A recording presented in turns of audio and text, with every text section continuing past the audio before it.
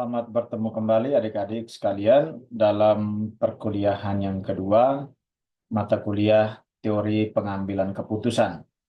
Nah, pada pertemuan kita sebelumnya, pada perkuliahan kita sebelumnya, yaitu pada perkuliahan kita yang pertama, itu kita sudah membahas mengenai pengertian, peran, dan fungsi manajer di dalam pengambilan keputusan. Nah, pada kesempatan ini, saya mengajak adik-adik semua untuk lebih dalam mengenal uh, teori pengambilan keputusan dalam beberapa topik, yaitu model dan pendekatan dalam pengambilan keputusan. Nah, dalam uh, perkuliahan kita yang kedua ini, kita berusaha untuk mampu membedakan antara uh, karakteristik model rasional dan bounded rationality, serta menjelaskan implikasinya dalam konteks bisnis. Karena memang kita berada di Departemen Administrasi Bisnis.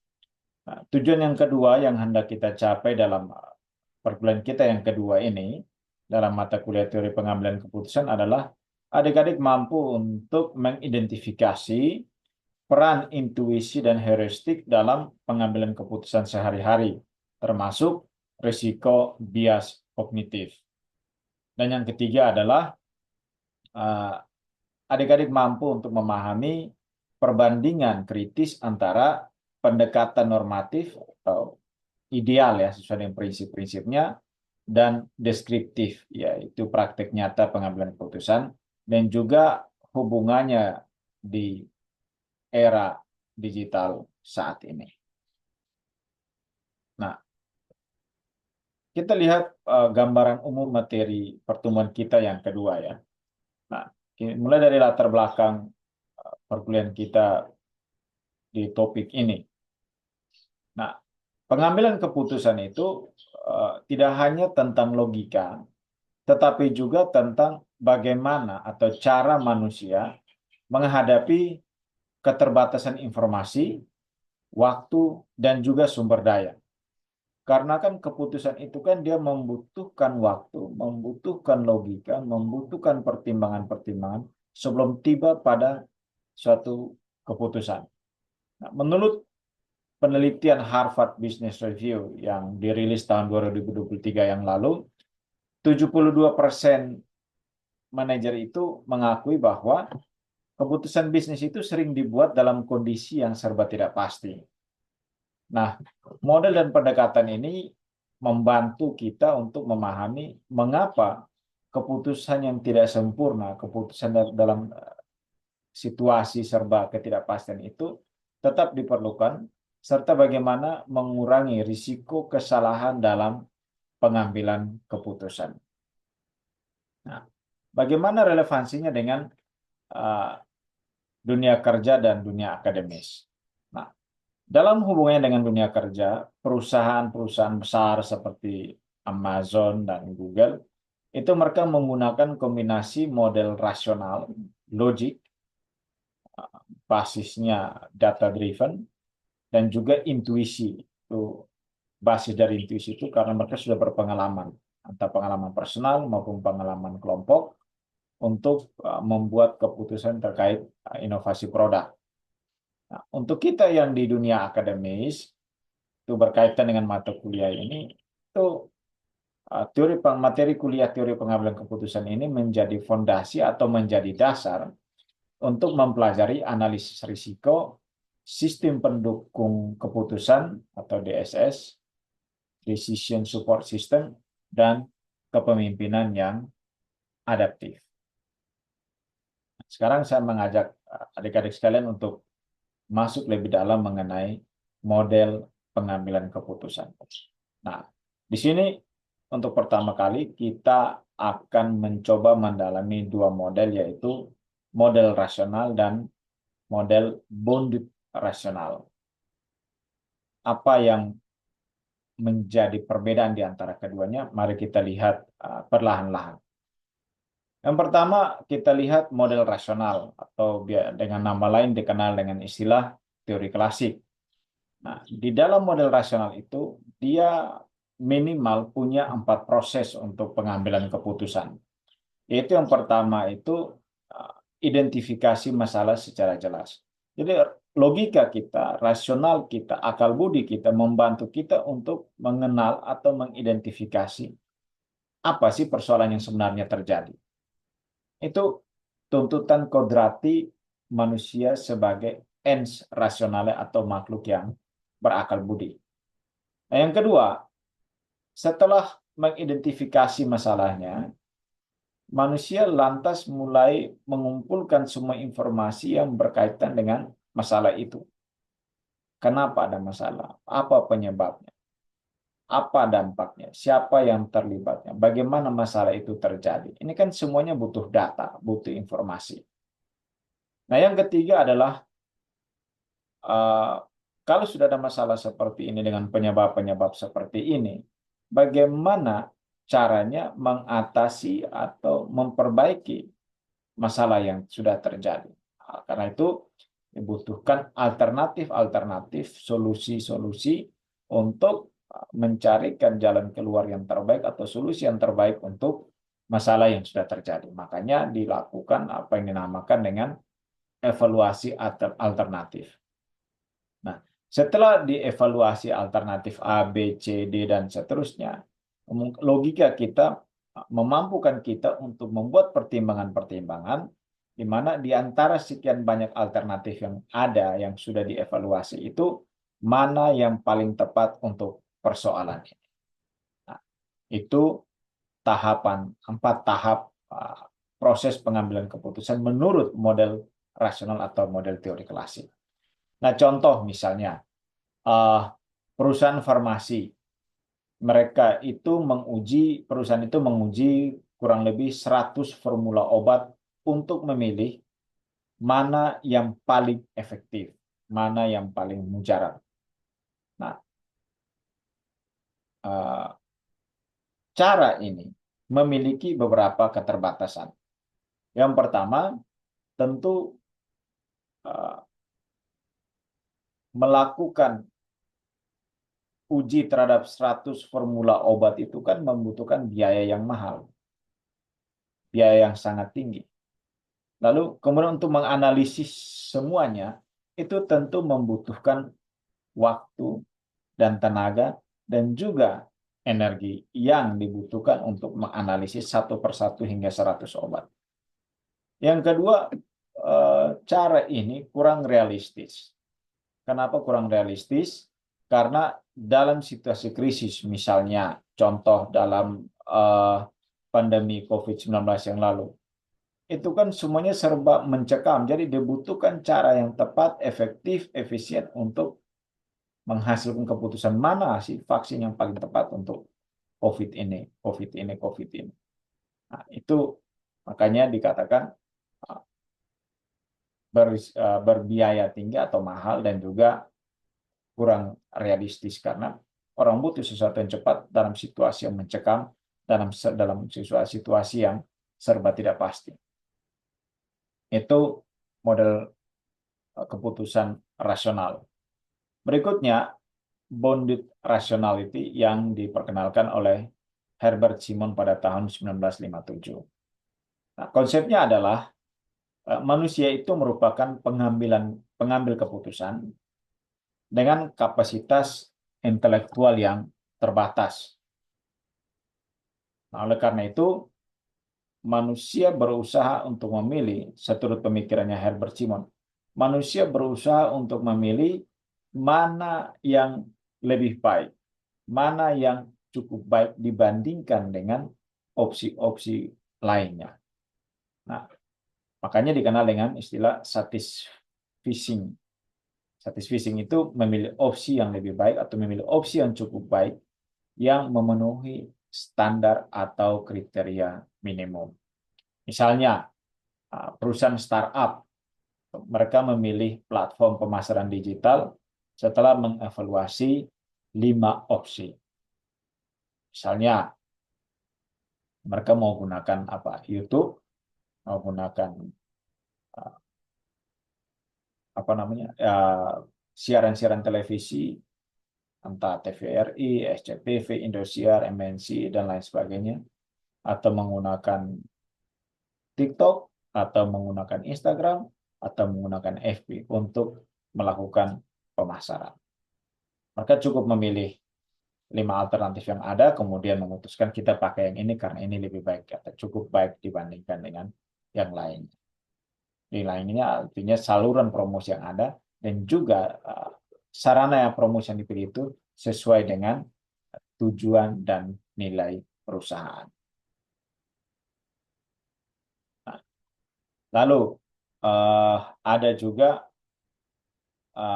misalnya contoh lain itu manajer restoran cepat saji. Ia memutuskan untuk memilih yang mana, menggunakan supplier lokal ataukah supplier dari luar. Tentu ia lebih memilih menggunakan supplier lokal untuk menghindari risiko distribusi global. Pengiriman terlambat, bencana pengiriman di tengah jalan, kekurangan stok. Nah, kalau distribusi lokal kan dia sudah tahu dari siapa-siapa saja, berasal dari mana saja, kapasitasnya berapa banyak. Lalu yang berikut adalah dukungan riset. Nah, studi oleh Gigerenzer dan Gassmeyer pada tahun 2011 yang lalu itu menunjukkan bahwa bounded rationality itu sering menghasilkan keputusan yang lebih efisien di lingkungan yang lebih kompleks. Nah, adik-adik harap tetap mengingat ya, yang dimaksudkan dengan bounded rationality artinya memilih atau mengambil keputusan yang dirasa cukup baik. Itu yang dinamakan dengan bounded rationality. Nah, sekarang kita coba melihat perbandingan antara model rasional dengan bounded rationality. Kita lihat dari aspeknya. Misalnya tujuan. Nah, dari aspek tujuan, pengambilan keputusan model rasional itu dia lebih menekankan aspek optimalisasi. Sementara untuk bounded rationality, dia lebih menekankan aspek satisfying atau yang memenuhi standar.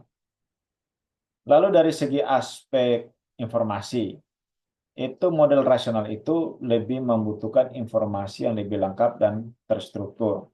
Sementara bounded rasional itu informasinya terbatas dan juga belum jelas istilahnya atau yang masih ambigu. Lalu dari aspek waktu, nah untuk model rasional tentu membutuhkan waktu yang lebih banyak untuk mengambil keputusan. Waktu dibutuhkan lebih lama karena dia harus menganalisis informasi. Nah, sementara untuk bounded rationality, dia tidak butuh waktu yang lama, dia cepat saja. Yang penting kalau ini rasa lebih baik atau cukup baik sesuai dengan keinginan atau prinsip-prinsip perusahaan, ya sudah ambil aja keputusan itu. Nah, dari aspek risiko,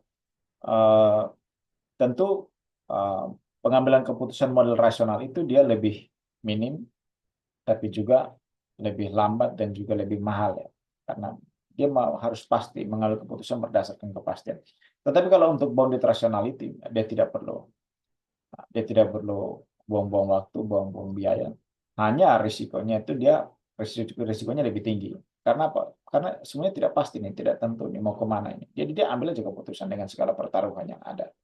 Namun dia tetap mengambil keputusan berdasarkan fakta atau realita yang terjadi. Sehingga walaupun dia cepat, dia tetap menggunakan pertimbangan-pertimbangan yang dirasa cukup baik untuk diambil keputusan pada waktu itu. Itu perbedaan antara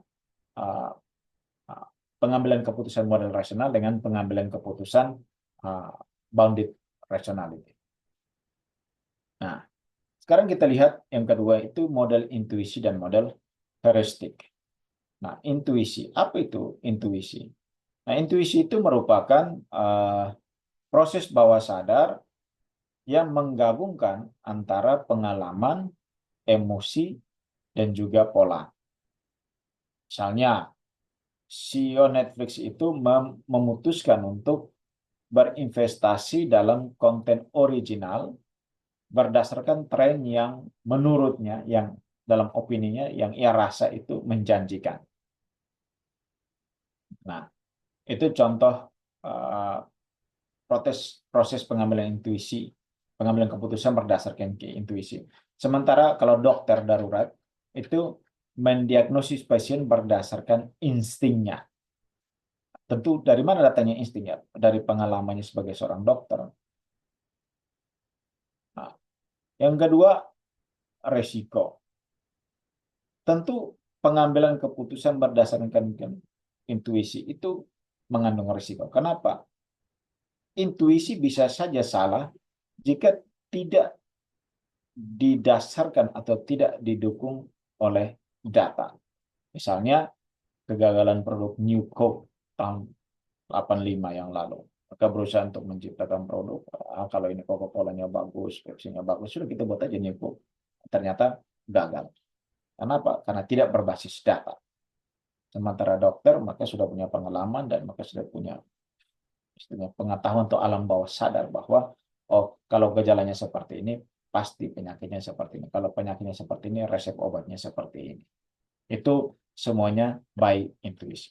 Hanya perlu diingat bahwa intuisi itu juga bisa salah kalau tidak berbasis pada data. Nah, pengalaman itu adalah suatu bentuk data.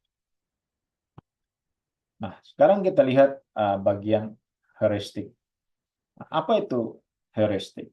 Heuristik itu adalah shortcut mental untuk menyederhanakan keputusan. Nah, sekarang saya sampaikan jenis dan contoh heuristik. Ingat ya, heuristik itu adalah shortcut mental untuk menyederhanakan keputusan. Menyederhanakan keputusan, shortcut, menyimpulkan, memendekkan, memfokuskan bisa jadi untuk pengambilan keputusan yang lebih sederhana. Yang pertama itu availability heuristic. Availability heuristic itu keputusan yang berdasarkan informasi yang mudah diingat. Available, tersedia. Di mana tersedianya? Di dalam pikiran. Jadi keputusan itu diambil berdasarkan memori seseorang atau memori kelompok. Oh, kalau seperti ini, saya pernah ingat masalah yang sama pernah terjadi. Jadi keputusannya seperti ini, kita pakai aja keputusan yang sama. Itu contoh available heuristic. Contoh yang lain, investor misalnya. Mereka tuh menghindari saham teknologi setelah membaca berita tentang kebangkrutan startup. Kenapa? Kalau saya beli ini saham perusahaan teknologi, tiba-tiba perusahaan itu bangkrut, ya saya rugi. Duit saya menguap, hilang begitu saja, tidak kembali. Nah, yang kedua, anchoring heuristic. Nah, kalau anchoring heuristic itu, dia melulu pada informasi awal yang ia dapat atau yang ia terima. Misalnya, harga tawar-menawar mobil atau motor yang dimulai dari pasti harga tertinggi kan. Kalau harga awalnya itu patokannya seperti ini. Saya akan menggunakan itu sebagai harga awal atau harga patokan untuk melakukan proses selling. Kalau sell tawar-menawar, proses jual beli. Akhirnya kalau memang nanti harga awalnya segini, terjadi tawar-menawar, mungkin dia akan turun secara bertahap atau secara perlahan. Lalu yang ketiga itu adalah representativeness heuristic. Nah, representativeness heuristic itu dia mengklasifikasikan atau dia menggolong-golongkan, dia mengelompok-mengelompokkan atau mengkelas-kelaskan sesuatu itu berdasarkan stereotip. Nah, contohnya misalnya merekrut kandidat calon pegawai atau calon karyawan atau merekrut pegawai karena dia merupakan alumni universitas ternama, misalnya Ivy League, dan misalnya di Indonesia ada UI, ada UGM, ada Undip, macam-macam. Itu orang berpikir bahwa alumni dari universitas-universitas top sudah pasti bagus. Jadi stereotipnya seperti itu. Jadi direkrut bukan karena uh, kemampuan atau kompetensi si calon pegawai atau calon karyawan, tetapi dia direkrut karena dia merupakan alumni dari universitas ternama. Itu namanya stereotip. Nah, apa dampaknya? Dampaknya itu menurut Kahneman dan Tversky tahun 79 itu menunjukkan bahwa heuristik itu dia dapat menyebabkan bias secara sistematis. Heuristik itu dapat menyebabkan bias secara sistematis. Karena apa? Karena dia diambil, keputusan itu diambil berdasarkan intuisi, tidak berdasarkan analisis yang mendalam, tidak berdasarkan pertimbangan rasional. Karena apa? Dia overconfidence, dia sangat percaya bahwa ini baik. Tapi kepercayaan itu kan dia harus punya dasar atau punya data atau harus pembuktian atas kepercayaannya itu. Bukan hanya percaya pada fakta, namun fakta itu harus diuji dulu. Oke, calon pegawai ini alumni UI, calon pegawai ini alumni UGM. Tapi kan dia harus diuji dulu pribadinya. Kan bisa jadi banyak orang yang bersembunyi di balik nama besar suatu institusi atau perusahaan. Karena itu, ujilah pribadi yang bersangkutan, bukan dari mana dia berasal. Oke, ini penjelasan mengenai pengambilan keputusan berdasarkan heuristik. Berikutnya kita lihat pendekatan normatif dan pendekatan deskriptif. Yang pertama itu pendekatan normatif. Nah, pendekatan normatif itu fokusnya pada apa yang harus dilakukan berdasarkan teori ekonomi dan matematika. Apa yang harus normatif? Kalau normanya seperti ini, ya sudah lakukan saja. Aturnya seperti itu. Itu namanya normatif. Quote skripsi. Apa yang tertulis, tetap tertulis, dan lakukan seturut apa yang tertulis. Itu normatifnya, itu idealnya seperti itu. Nah, alatnya apa? Alatnya itu adalah analisis biaya dan manfaat. Pohon keputusan dan juga model statistik. Pendekatan ini pendekatan yang sangat kaku. Karena ya dia normatif sesuai dengan prinsip-prinsip yang sudah ditetapkan. Jadi harus ikut aturan. Prinsipnya kurang lebih seperti kita berjalan di jalan raya membawa kendaraan atau mengendarai kendaraan. Itu ada rambu-rambu lalu lintas dan kita dituntut untuk tunduk, patuh, dan taat pada rambu-rambu lalu lintas. Itu yang dinamakan dengan normatif. Nah, contoh,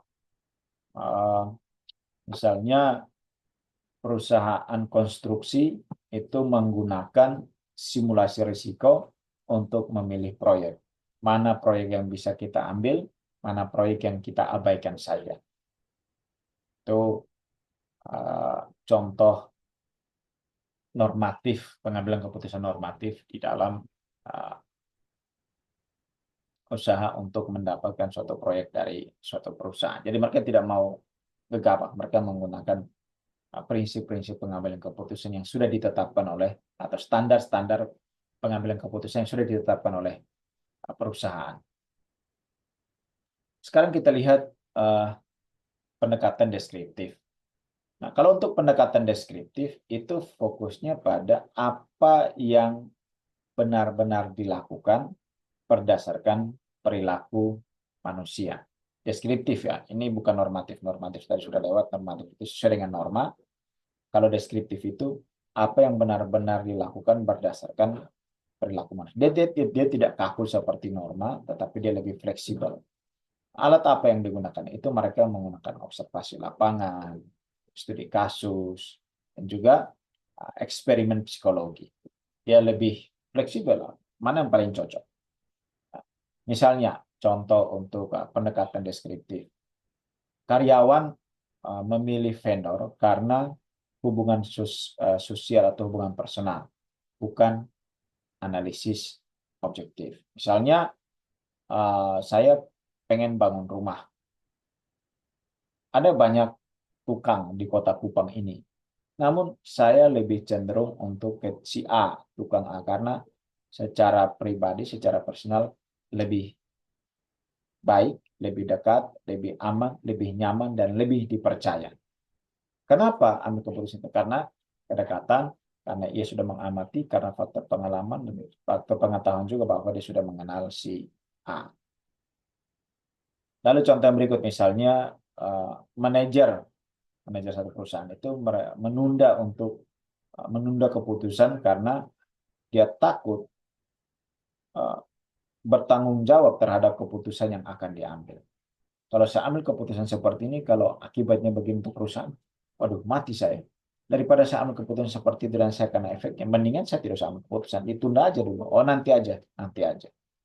Itu contoh pendekatan pengambilan keputusan secara deskriptif.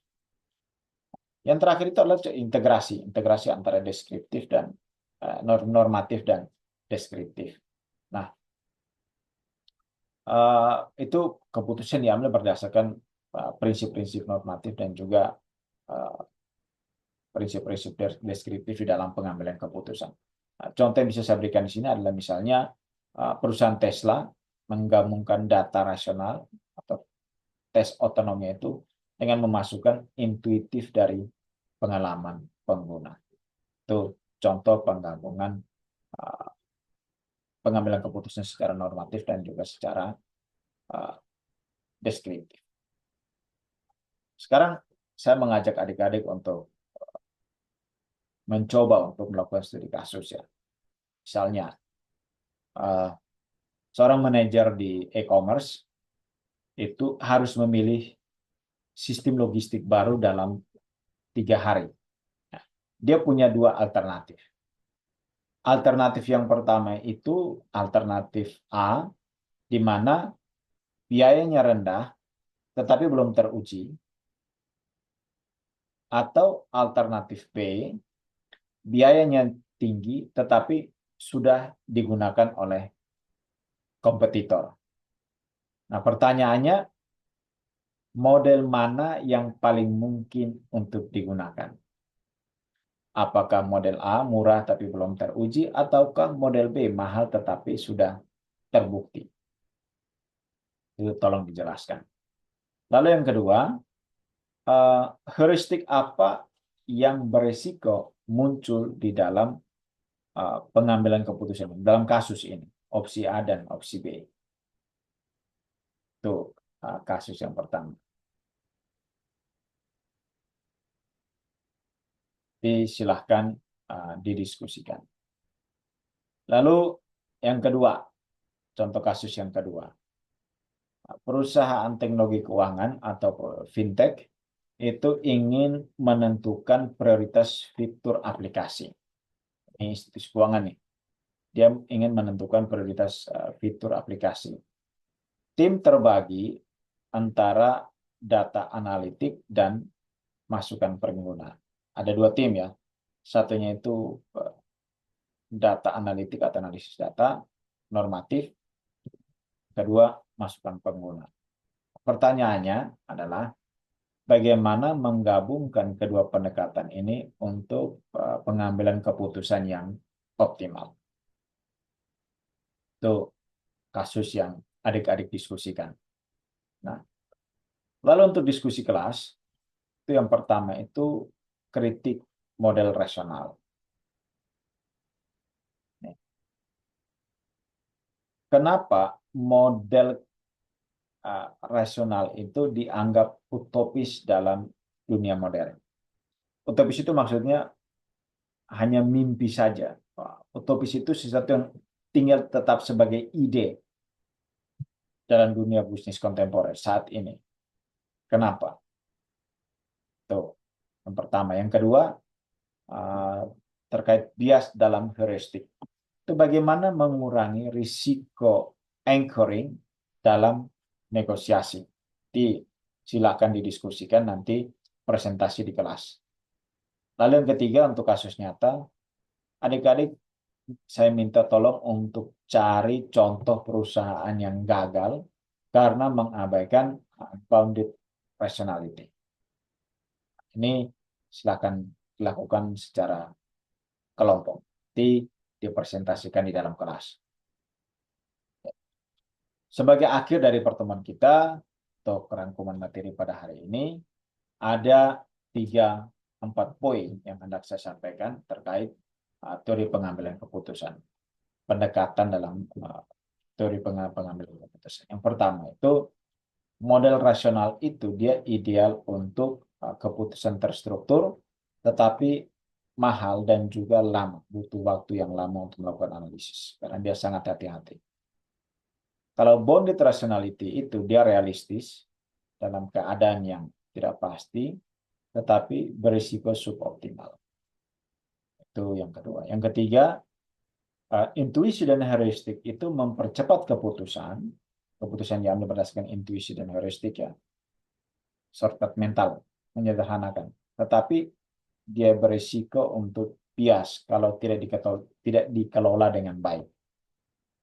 Nah, yang terakhir, keputusan normatif dan deskriptif itu kombinasi ya, antara keduanya diperlukan untuk keputusan yang adaptif.